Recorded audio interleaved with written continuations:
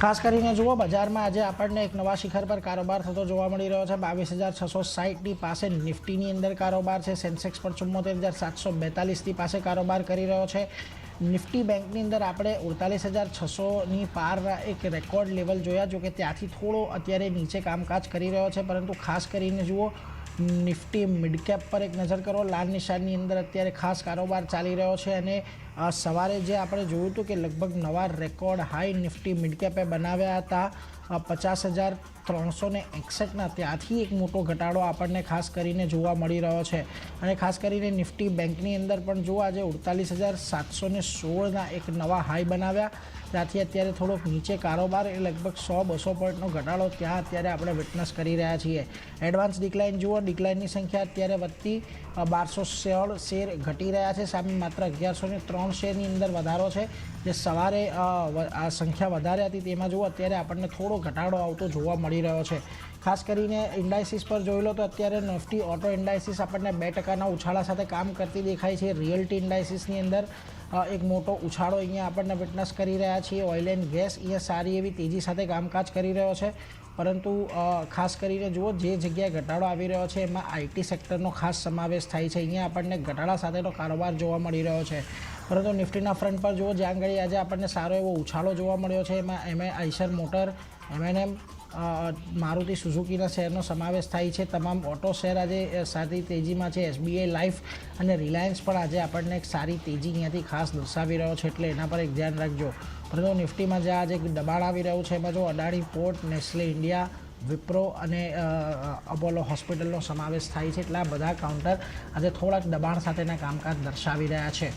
પરંતુ આગળ વધીએ અને એલકેપી સિક્યોરિટીઝના કુનાલ શાહ આપણી સાથે જોડાઈ ગયા છે। કુનાલજી, સ્વાગત આપનું વાયદાથી ફાયદામાં। ખાસ કરીને જુઓ બજારમાં આજે આપણને થોડાક નવા હાઈ પણ બનતા દેખાયા મિડ કેપના ફ્રન્ટ પર, નિફ્ટી બેંકના ફ્રન્ટ પર, તમામ જે મેઇનલાઇન ઇન્ડાઇસિસ છે ત્યાં અત્યારે આપણને સારો એવો ઉછાળો દેખાઈ રહ્યો છે। ખાસ કરીને નિફ્ટી બેંક અને મિડ કેપની ચર્ચા એટલા માટે પણ મહત્વની કે અહીંયા ઉપરથી થોડો ઘટાડો આપણને આવતા દેખાયો છે। કઈ રીતે અત્યારે તમે ખાસ ઇન્ડાઇસિસને જોઈ રહ્યા છો, નિફ્ટી બેંક નિફ્ટી પર આપનો view? Good afternoon Neeraj. I think જે હિસાબથી મોમેન્ટમ બિલ્ટઅપ થઈ ગયું હતું એ લાસ્ટ વીકમાં જ હતું, જ્યાં નિફ્ટી બેંક નિફ્ટીમાં આપણે સારું એક અપ ટ્રેન્ડ જોતા હતા।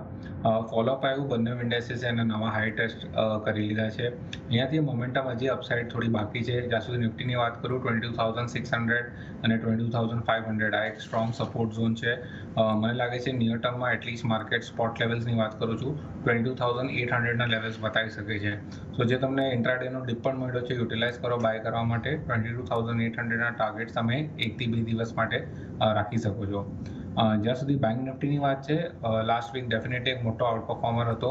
આજના ટ્રેડિંગ સેશનમાં આપણે સાઇડવેઝ ટ્રેડિંગ જોયું છે। હમણાં સુધી જોયો તો ડેલી ચાર્ટ ઉપર પણ એક ડોજીની કેન્ડલ ફોર્મ થઈ છે, તો નીચેથી સપોર્ટ છે, ઉપરથી રેઝિસ્ટન્સ પણ છે, but I think overall momentum સારું છે। મને લાગે છે કે ઇવેન્ચ્યુઅલી બેંક નિફ્ટી પણ 49,000ને પાર કરીને 49,500ના લેવલ્સ બતાવશે।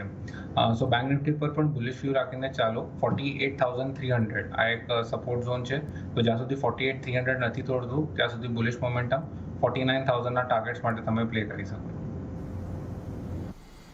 એટલે જુઓ નિફ્ટીની અંદર 22,800 અને નિફ્ટી બેંકની અંદર 49,000 આ બે ટાર્ગેટ ધ્યાનમાં રાખવાના છે અને ધ્યાનમાં રાખજો, અહીંયા સુધી આપણને કારોબાર થતો જોવા મળી શકે છે।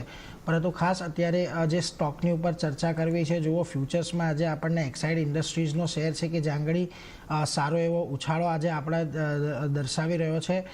ખાસ કરીને કિયા સાથે અને યુન્ડાઈ સાથે એમણે અહીંયાથી પાર્ટનરશિપ કરી છે ઇલેક્ટ્રિક વ્હીકલ બેટરીના લોકલાઇઝેશન માટેની, ને એમઓયુ જે કરવામાં આવ્યો છે તેના ભાગ સ્વરૂપે જુઓ યુન્ડાઈ ગ્રુપ અહીંયા પોતાનું એક્સપાન્શન કરવા માંગે છે, એટલા માટે પણ અહીંયાથી કંપની માટે ખાસું એવું મહત્ત્વનું છે। 25% જેટલો ઓઆઈમાં ઉછાળો અને 15% જેટલો વેલ્યુમાં ઉછાળો।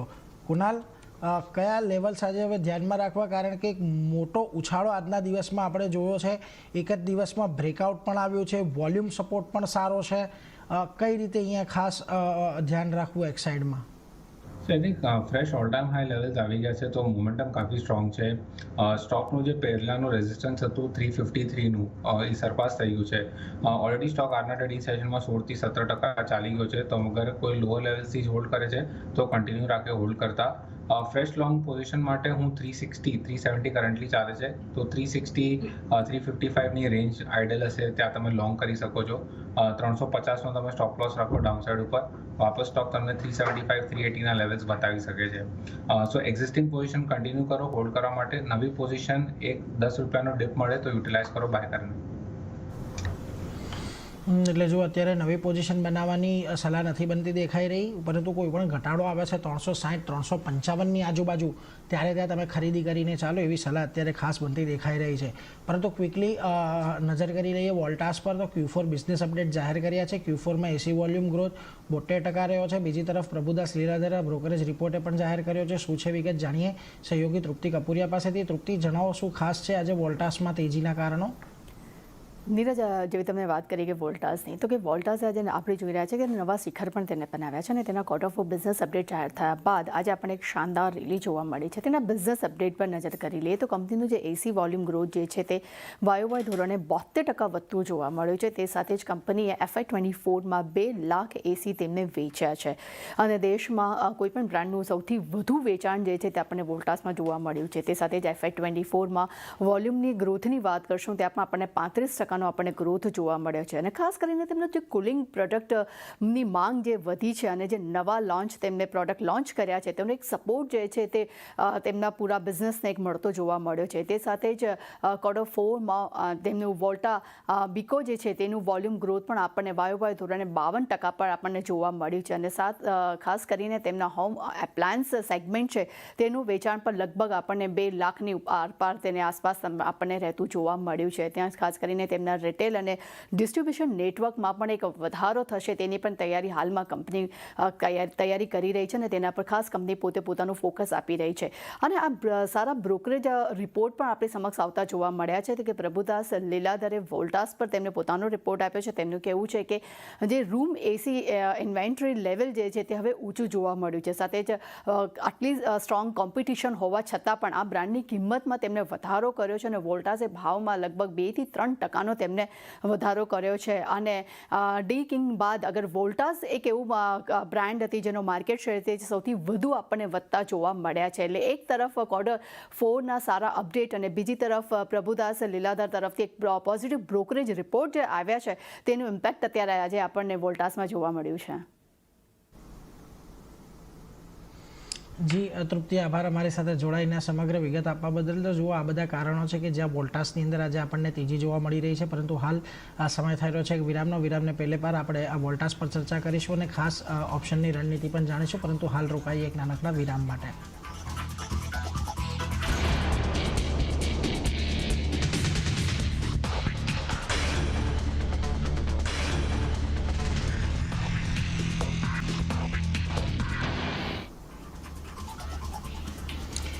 સ્વાગત આપનું વિરામ બાદ વાયદાથી ફાયદામાં. હવે સમય થઈ રહ્યો છે ઓપ્શન એક્સચેન્જ પર નજર કરવાનો.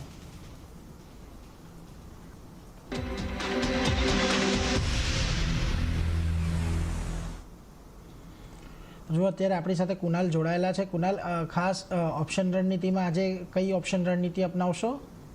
જેથી નીરજ આપણે શોમાં પણ ડિસ્કસ કર્યું કે નિફ્ટીનો મોમેન્ટમ કાફી બુલિશ છે. 22,800ના ટાર્ગેટ દેખાય છે. સો કરંટ લેવલ્સથી પણ તમે નિફ્ટીમાં લોંગ જ કરીને ચાલજો. નિફ્ટીનું જે આડ્ડા મનીનું ઓપ્શન છે 22,650નો, એ ઓપ્શન તમે બાય કરવાનો છે અને 22,800નો ઓપ્શન સેલ કરવાનો છે. ટોટલ સ્ટ્રેટેજીનો જે સ્પ્રેડ છે 70 રૂપીસની આસપાસ ચાલે છે, તો તમે કરંટ લેવલ્સ પર જઈને લોંગ કરી શકો છો. સ્ટોપ લોસ તમારે ડાઉનસાઇડ ઉપર 40 રૂપિયાનો રાખવાનો છે. ફર્સ્ટ ટાર્ગેટ હશે મારો 125નો અને સેકન્ડ ટાર્ગેટ હશે 150નો. એટલે જો અહીંયાથી ખાસ કરીને નિફ્ટીના કોલ એક વેચવાનો છે, ખરીદવાનો છે. 22,650નો કોલ ખરીદો, સામે 22,800ના કોલની અંદર વેચાણ કરો. ટોટલ 125થી 150 સુધીના ટાર્ગેટ તમને આવતા જોવા મળી શકે છે અને ખાસ કરીને 40 રૂપિયાનો સ્ટોપ લોસ તમારે અહીંયા રાખવાનો છે, એટલે એના પર એક ધ્યાન રાખતા રહેજો. આજે કુનાલ તરફથી આપણને આ સ્ટ્રેટેજી આવતી જોવા મળી રહી છે. પરંતુ ફરી એક વખત અત્યારે સમય થઈ રહ્યો છે નાનકડા વિરામનો. અન્ય સ્ટોક પર ચર્ચા કરીએ અને કુનાલજીના સ્ટોક્સ પણ જાણીશું આજે ટ્રેડિંગ માટેના, પરંતુ હાલ રોકાઈએ એક નાનકડા વિરામ માટે.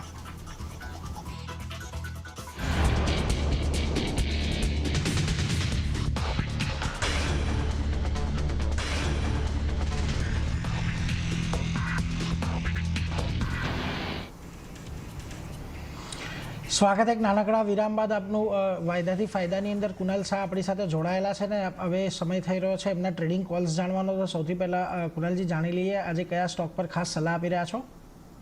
જે નીરજ આપણે ડિસ્કસ કર્યું કે 22,800 લાગે છે નિફ્ટી શોર્ટ ટર્મમાં.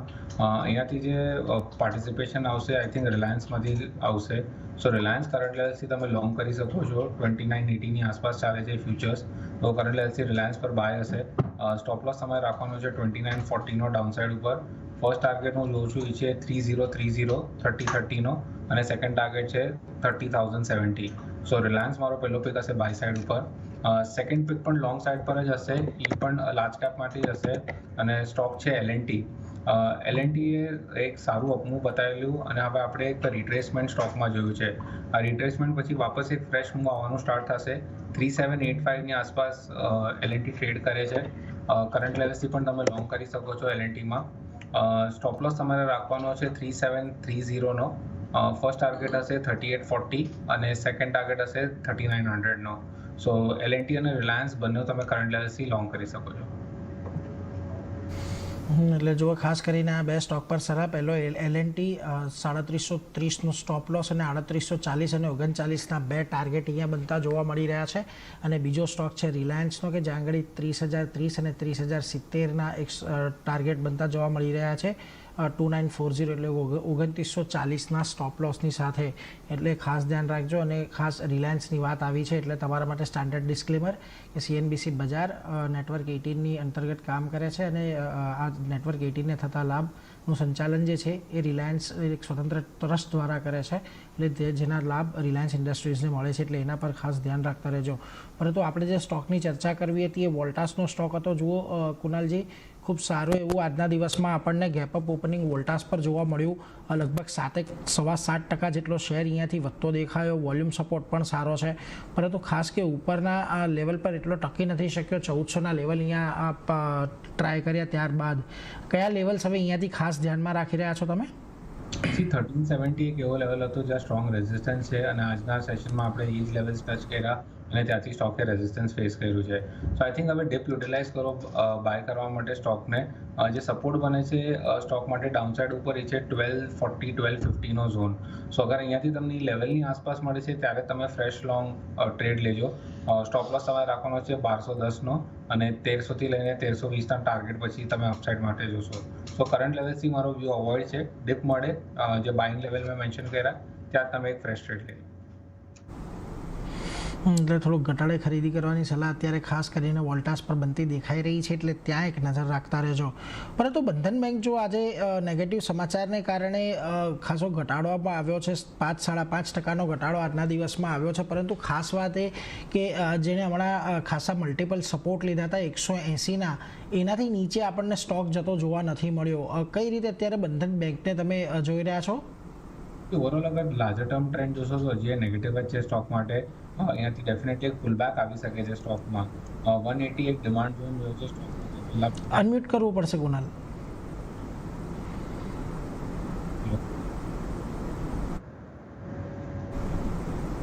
અવાજ આવે છે મારી? જી હા, તો જે હિસાબથી આપણે જોયું કે ઓવરઓલ લાર્જર ટર્મ ટ્રેન્ડ છે એ ડાઉન ટ્રેન્ડ જ છે સ્ટોકમાં. આપણને ડેફિનેટલી 180 પર એક મલ્ટિપલ સપોર્ટ દેખાય છે. પહેલા પણ સ્ટોકે ત્યાં એક સપોર્ટ લીધેલો. સો અગર કોઈને ટ્રેડ લેવું હોય તો રિસ્ક રિવોર્ડ ફેવરેબલ છે એક પુલબેક માટે. 186ની આસપાસ ટ્રેડ કરે છે તો તમે 180નો જે ડિમાન્ડ ઝોનનો સ્ટોપ લોસ રાખી શકો છો. 195થી લઈને 200ના ટાર્ગેટ શોર્ટ ટર્મમાં આવી શકે છે.